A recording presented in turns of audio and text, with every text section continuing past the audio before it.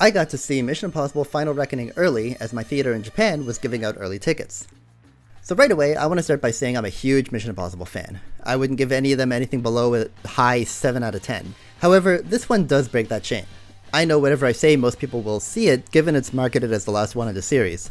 But starting off, I gotta mention the runtime. So the runtime is almost 3 hours.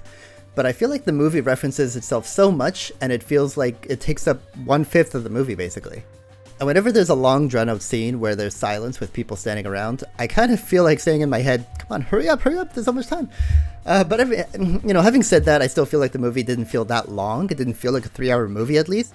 So that's gotta say something about the pacing, at least. There were a lot of missed opportunities.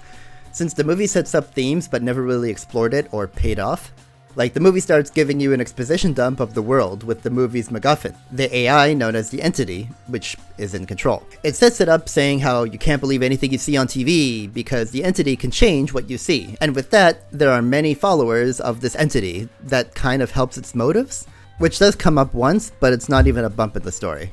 Also, the movie seemed to tease the idea of humanity working together rather than separating the lines of countries and borders and stuff like that.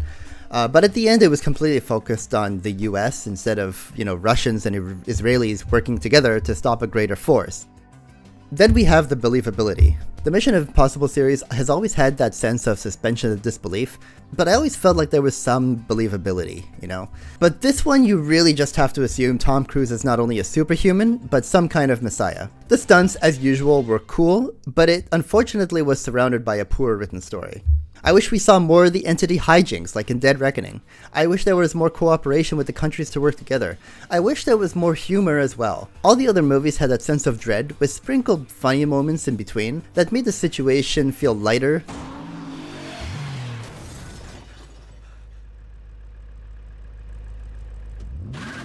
But no, this movie goes hard. Full serious the whole time, and even Simon Pegg, the comic relief, took a back seat for that role. And finally, the ending. It felt just like another Mission Impossible movie. Definitely not an ending to a whole franchise as it's marketed to be. Anyway, at the end of the day, if you've seen all the other Mission Impossible movies, you will still probably see this one. But now, when I go back someday to watch the others, I will think of this one as being the conclusion, which kinda gives me a sour taste in my mouth. I was gonna give this a 5 out of 10, but in respect to the stunt work, I raise it up to a 6 out of 10. But I still don't expect to watch this one again. I need you to trust me. One last time.